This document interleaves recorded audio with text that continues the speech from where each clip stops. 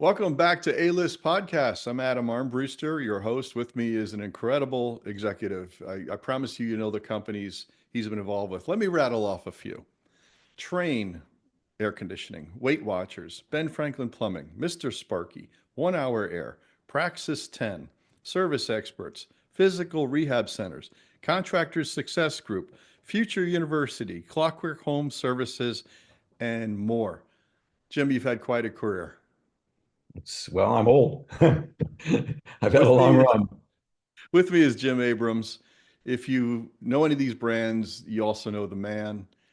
He's a servant leader. He's a incredibly kind person, and I think his real skill set is people skills. But he's going to prove that out by talking to us. Jim, let me fire off with the first question.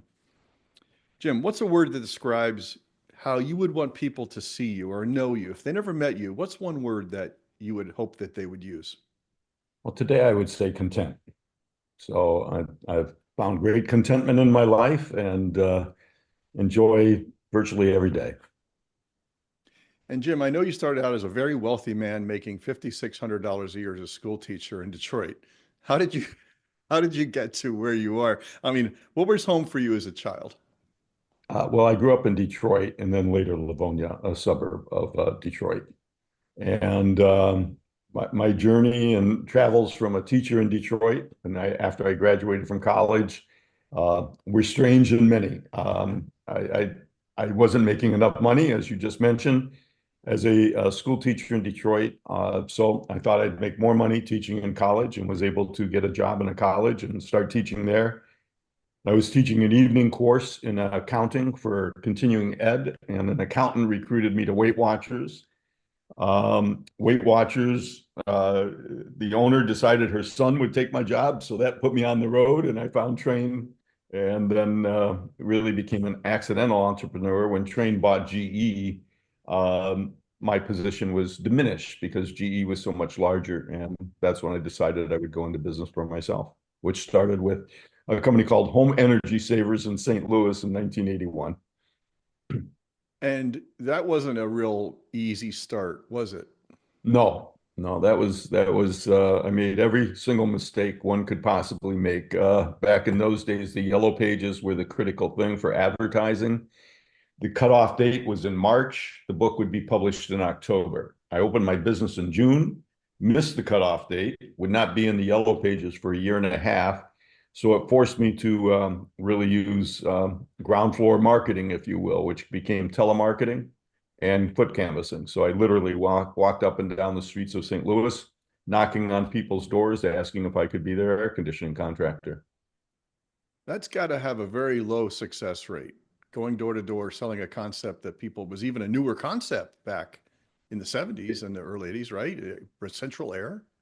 Well, it's surprising. So the history of foot canvassing is broad. All the electrical companies, believe it or not, when they first came in inception in the early part of the 20th century, would use foot canvassers to go out and they would sell irons, washing machines, dryers, these types of things so that electricity could be used.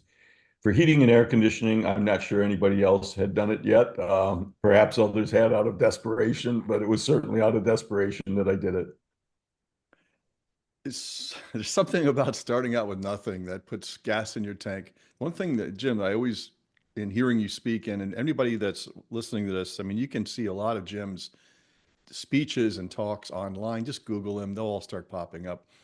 Is grit, Jim. You have a grit that you have an energy level and a determination that most people would pale next to. Where's that come from? I think a sense of responsibility that my father really drove into me hard. So in the beginning, um, when he mentioned I started my own business in 81, I also was married with three children. So a huge responsibility to be able to provide for that family. You know, a lot of people have a challenge just providing for oneself. When you obviously get married and take on responsibility of children, you have that responsibility. When you take on the ownership of a business, now you have even a broadened responsibility to the people working for you. And I always look at those not as people, but as a family. So if I employ somebody, I assume that their job has a tremendous effect on how their relationship with their wife, their children, or their husband and children, or whomever will have. And it's very, very, very, very important part of life. So when you become a business owner, I think you have to have that strong sense of responsibility, almost as if you feel to your own children, to the people that have decided to trust you and work for you. And now your family, you're married to Kathleen, two beautiful daughters and three sons and nine grandchildren. Yes.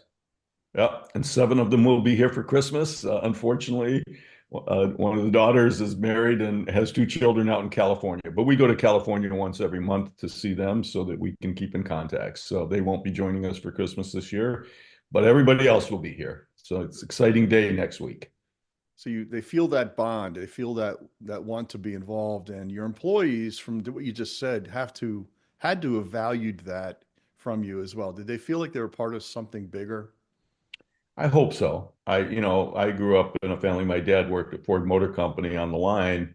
And we, as a family, were always very, very, very, very, very grateful for Ford. We got employee benefits in those days, health insurance, dental insurance. Even when my dad would get laid off every third year for a model changeover, I remember my mom always saying, "Thank God you work for Ford. At least we still have our health insurance until they call you back."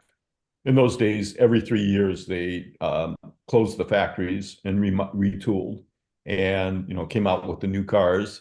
And they usually closed down for 3 months, and there was no unemployment wages back in those days. So thousands of workers in Detroit would just have to find other part-time jobs or just be at home for that period. It's interesting, Jim. You started out as a teacher, so you started out clearly with some kind of desire to serve or help or educate. Do you remember what first moved you in that direction way back? Let's go the way back machine. You 10 years old, 13 years old. Those dreams start then. Do you remember that I'm not happening? sure about that. I wish I could say that. In my case, it was more, again, I grew up in Detroit.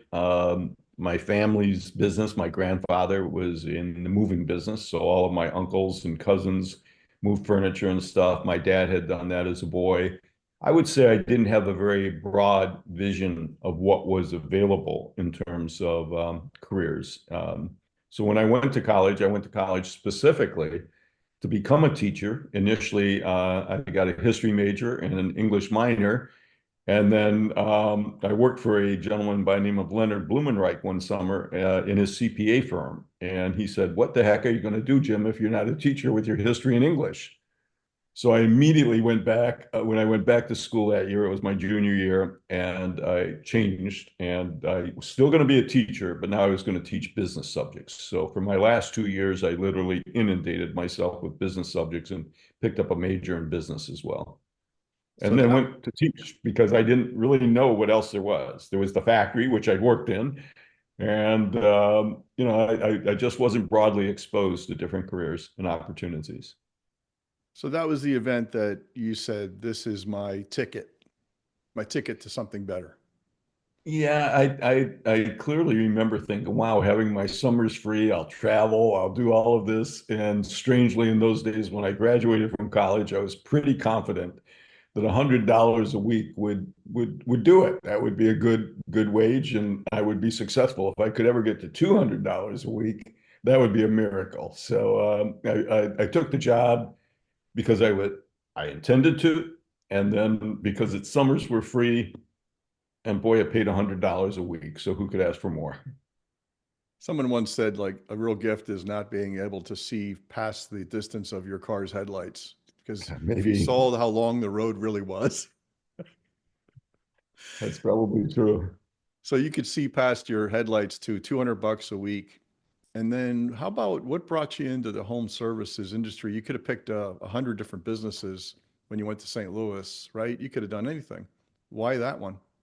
Um, well, I can't. When I went to St. Louis, I'd been working for Train prior to that, so I was in the heating and air conditioning business then. But what led me to Train was I'd been working at Weight Watchers, and Florian Mark had made the decision, my boss, that her son would effectively become the general manager of the company, and I would be second to him, and I would help teach him my job. I didn't see much of a future in that.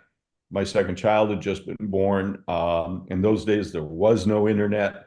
So I went to the library every night, as I generally did anyway. But now I went with a very specific purpose, and that purpose was to find where the future lied. So where, if I'm going to expend myself to make and provide for my family, where can I have a future? Because this management of businesses for others didn't seem to be working out too well for me initially. I didn't want to go back to teaching. So I narrowed it down to three things: cheap food, so fast food, if you will. There weren't many in those days. So this was back in the 70s.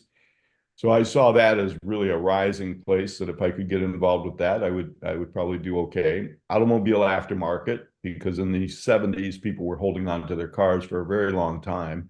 And yet there was no Pep Boys or Western Auto, or and none of that existed at that time. But I kind of perceived that the future would be that would be there, or an energy related business. Um, Tried to get in with Mike Illich from Little Caesars for the cheap food. Didn't make that one. Walked all around Detroit applying at different engineering firms for the automobile aftermarket. But in those days, you needed an engineering degree, and I did not have that. So by default, I ended up in energy related and went to work for Train. What was the first step you took when you went to St. Louis and you missed the cutoff on the Yellow Page book, which back then was pretty much a death sentence, probably as far as lead Yeah. generation. There was no Google, there was no Angie's List, nothing, right? Oh, Uh, you walk, take me back to when you first walked up to that first house. Did you have a little sales pitch figured out when you rang the yeah, I did. doorbell? Like what was in your head when you walked up and pressed the button? That I needed to get an appointment either for my one technician to tune up their equipment, or I needed to get a lead so I could come back and sell it desperately. And unfortunately, that didn't work out as well as I'd hoped it would. I had to go back and get better. So I did devise a little stick-on thing that you could stick on your furnace. And my pitch at the door would be, my name's Jim Abrams. I came here, I opened up a heating and air conditioning company. I made the biggest mistake of my life, and I didn't get in the yellow pages. So I'm out here, Mr. Armbruster, knocking on doors, asking people if they'd possibly allow my company to serve them for their heating and air conditioning needs. Generally, the person would say no. And I'd say, well, I have this little blue sticker I can put on the side of your furnace, and it tells you what to do to prevent a service call. So you can do these 5 things before you ever call for service, and hence you won't have to spend any money or have your life disrupted if you do these 5 things. Plus, if this is on the side of your furnace and you decide to call my company, you can see you get an automatic 10% discount. May I come into your home and put this on your furnace? Some people let me, others didn't. 1 out of 40 would set an appointment with me. So it was just, I learned early about numbers, and not to get discouraged when the first one or the second one or the third or the fourth or the fifth told me no thank you. Only one person in all my career, only one, ever slammed the door in my face. That's it. I only had one bad experience at the door, and I've knocked on thousands of doors. So 39 doors in, 39 no's in a row. I wonder if people listening to this in sales would have the grit to go to that 40th doorbell after 39, no thanks, go aways in Detroit, Well, which is, kind of a blunt city. Is that the right word to use? It's kind of blunt. it was a hard city, and I didn't know it. So I'd opened up my business in probably the worst place I could. The FBI arrested the number 2 most wanted person living directly across the street from my business. 2 people were literally murdered on the street that I worked while I worked in that place. And I could not let my wife and children even come to visit me at my place of business. It was just too dangerous. We had one of our employees robbed at gunpoint. We had batteries stolen out of our trucks at night. It was a challenge. This is a bottom-up success story, very American. Jim, who or what helped you along the way? Can you name a mentor that really put a road sign in your journey for you? Can you name one, Yeah, or something that happened, or yeah, yeah. I think I was very fortunate in that area. My father, who I would say grew up in a very hard area and really had a difficult life. His father put him to work on the trucks on the moving trucks when he was 11 years old. So he blew out his legs moving pianos as a teenager. Served and fought in World War II in two different theaters, and yet always had this tremendous optimism about life that the future was going to be unbelievably great. He never told me negative war stories, and he could have because of the places where he was at and what he had to do. So I was very, very, very fortunate in that, I had Frank Abrams as my father. Following that, I got lucky. Again, I remember I was working in accounting that one summer. I was working for a gentleman by the name of Leonard Blumenreich. And Leonard pointed out to me, history and English may not be the answer for you, Jim. So key point there. And then I worked for Leonard directly after college. And then lastly, a guy by the name of Angelo Guerrero. I became an assistant director of a small college in Saginaw, Michigan, and Angelo was the director. And he was just a phenomenal guy. And he saw in me things I didn't see in myself. He shared with me an analogy that many of your listeners may like. He said, Jim, I teach Little League or I coach Little League. And he said, I see two types of players. I see one kid come out who's very talented, but he's got to have his gloves just right. His hat's got to be on right. His bat's got to be perfect. His uniform's got to be like this. And if everything's right, he'll go to the plate and he'll probably hit the ball. He said, I like kids like you who don't even know what a bat is and are willing to step up there with a broom just because you want to play. He said, you'll learn the things you need to learn to get really good. He said, but you cannot replace that enthusiasm and excitement about wanting to succeed at whatever it is that you do. There's that grit again, right? How about this? Not everybody along your journey is a fan. Sometimes you get critics, but Yeah. I've had some executives on this podcast say things like people see things in me that I can't see. Like you just said that, and I've heard this before from high-powered, successful people. Did you welcome the criticism? Did anything sting and turn out to be right? Did anything sting and motivate you to give you fuel? Did anybody critique you along the way? Well, I definitely had an experience because I was low man on the totem pole going all the way back to when I was 15. I worked on the back end of a golf course and we had a tournament coming up. And on our golf course, we had porta johns located throughout the course. I don't know if they still work this way today, but it was a little plastic thing. Then there was another plastic thing that went down in a hole that we had to dig, and it would connect by, little metal things to the house on top, if you will. So what you had to do is disconnect, move the house, a truck would come in, lift it out, dump it, and then put it back in the ground. Unfortunately, one of these got stuck in the ground and it was coming up for the tournament. And my boss, Fritz, said in his German accent, Jimmy, you little man, you're going to go down there. And I go, oh, I can't do it, Fritz. I'll puke. He said, oh, maybe, but it doesn't matter. There's so much, I won't use the word he used, crap down there that it won't matter anyway. I think I was crying and embarrassed in front of the other guys because I had two choices now. I had to go home and tell my dad, who works double shifts in a factory, that I was unwilling to do this after what he did in World War II and what he does every day to work, that I wouldn't do it, and I got fired, or I would go home and tell my dad why I smelled so badly. Those were my two choices.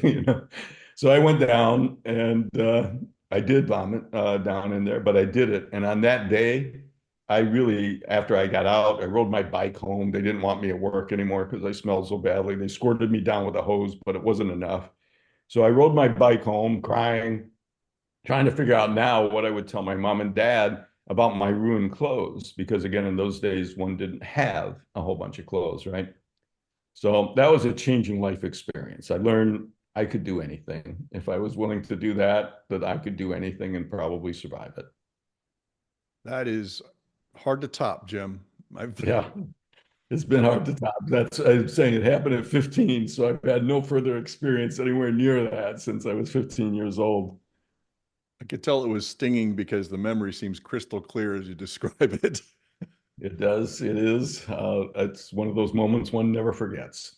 So these are things that define us, right, as people, as humans. And you've you've been extremely successful, obviously, in business, financially, big family, a lot to be proud of, Jim. But one thing I've noticed is people that have listened to you, attended your trainings, become franchise owners, of which you've got a long list of franchise businesses you've started. I noticed they're really successful too. Why do you Yeah. think that is? You don't always hear that. You hear of successful franchises, but then you hear of a lot of franchisors maybe not so successful.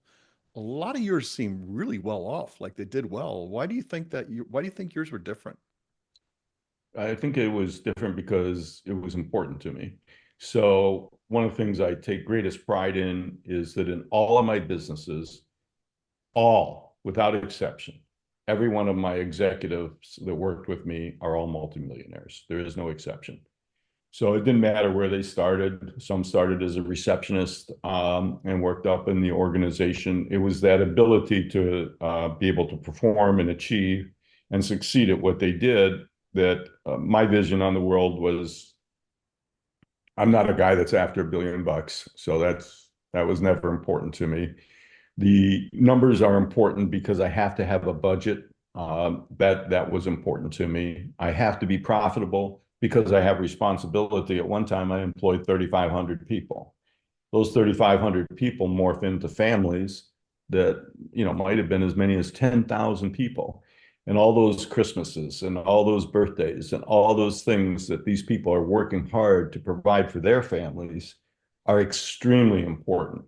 So I think with my franchisees, the franchisees came and said, "Hey, teach me to run a business as successfully or more successfully than yours, Jim." And that became my responsibility. That's what they paid me for. My favorite story about customer satisfaction was on a July 4th. Kathleen and I were walking down a beach with Paul and Celia Marchese, who you know. We had a beach house out on Siesta Key, and I'm walking down the beach with Paul and Celia and Kathleen. We're about halfway down Siesta Key, and I see behind me a guy running and a woman behind him running to catch up to us. And I know who it is. So I stop, and the guy is, really sweaty. And he said, "Jim, can I have a hug?" I'm in my bathing suit. He's in his. It's not really something I wanted, but okay, come on, bring it in. We introduced each other. After they left, Paul said to me, "Who was that guy?" He was my franchisee from Tampa, and the prior year he had paid me $1 million in franchise fees. And he was running down the beach to introduce his wife to me. That was what was important to him that day. And I don't know how you can get better than that with a customer. Here's a guy paying me $1 million a year, and his final words, "I love you, man." And I still get texts from this guy, and many of my franchisees or my affinity group people still call me or text me or email me, and it still sometimes ask for guidance and advice in business. I think that the people that work for you, if you're in the service business particularly, they are your business. So you have to have honest, hardworking, caring people, and it's difficult to be able to find those people. So once you find them, you better be kind to them, generous, offer them opportunity, clearly show them a path where they can succeed, and not put on them your feelings. So many times I was disappointed because a person would have such great talent I could see, but they just wouldn't use it. And then it dawned on me, success is measured in so many different ways that it's not all about money. I see my father as perhaps the most successful man I've ever known. And, he provided for his family throughout his life. But, when he passed away, he and his wife were living in a 900 square foot condo, beautiful condo, right on a golf course in San Diego. But very content man, very happy in life. Not a lot to leave, other than to his wife. What little he had, he was able to leave to her. And yeah, very, very, very, very, very fulfilled with his life. Very proud of what he'd done, and very happy with it. At that point, I backed off pushing those very talented people. I'd make the opportunity available, but I would not impose my thoughts as to what they should achieve in life onto them. Let them do that. To me, when you said that the franchise or like gave you $1 million and then ran down the beach to hug you, there's two lessons in there. One is his gratitude for what you did for him and his family, right? But the other lesson I heard in there was you're charging what you're worth, Jim. I mean, he could Yeah, have paid somebody else $1 million, but he paid you. So you're not afraid to charge what you're worth. And I think there's a business lesson in that. I found that unless people pay, especially for knowledge, they don't value it. If it's just free seminars or whatever, people come, and there may be that one in the group that will come and really be there to listen and learn.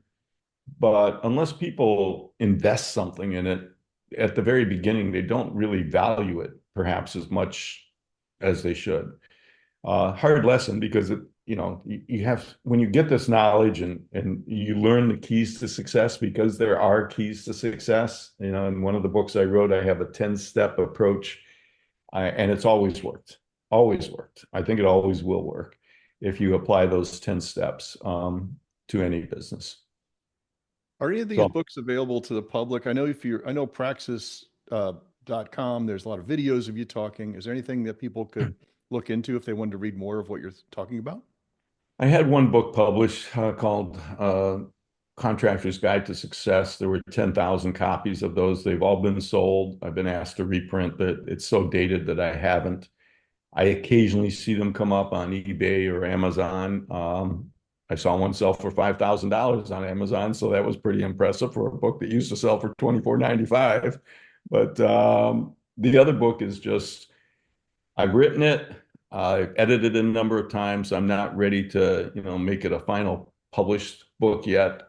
Terry's group, Praxis, has access to it because I licensed him to be able to use my book for that purpose.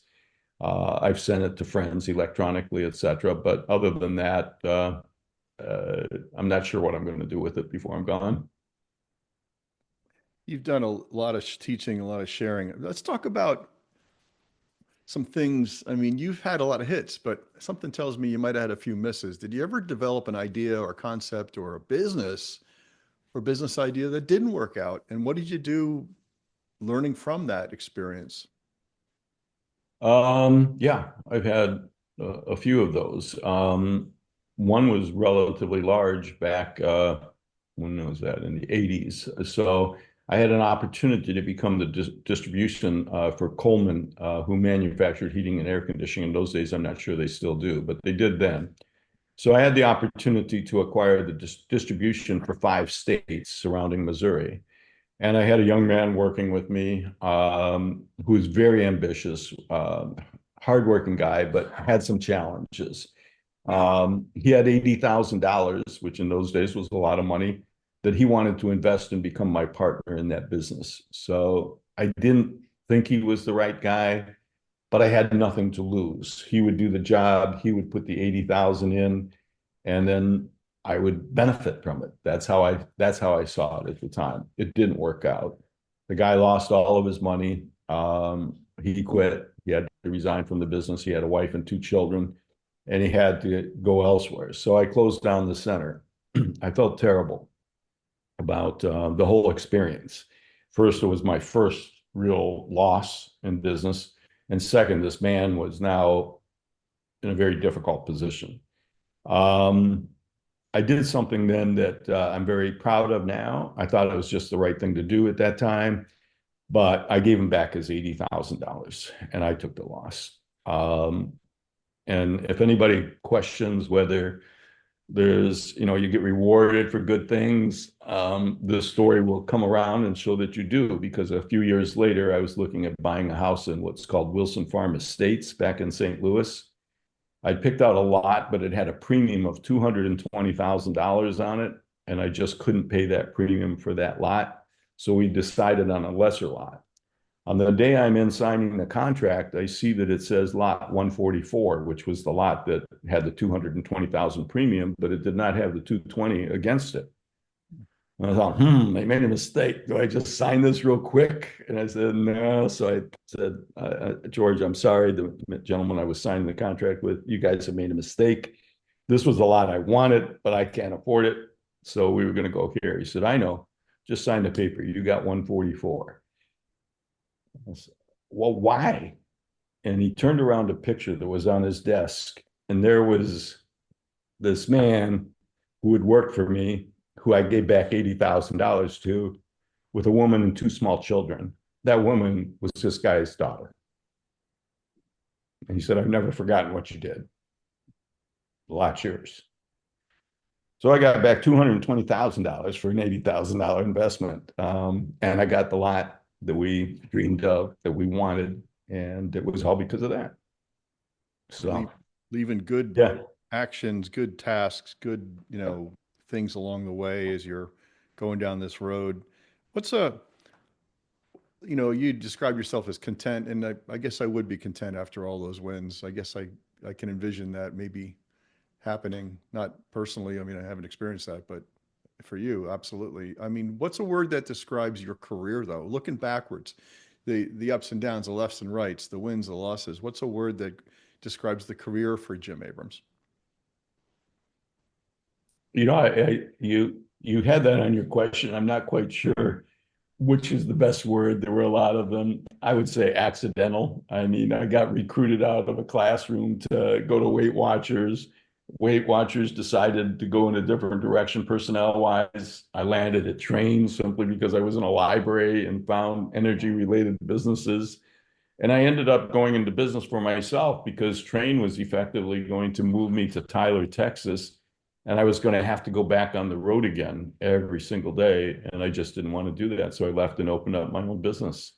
I always saw myself at that point in time anyway, still as a teacher, but as a manager. I did envision myself as being a very good manager at many different things. So I'd learn what was necessary, and then I was able to manage those things. So I'd say accidental. I ended up in one place after another.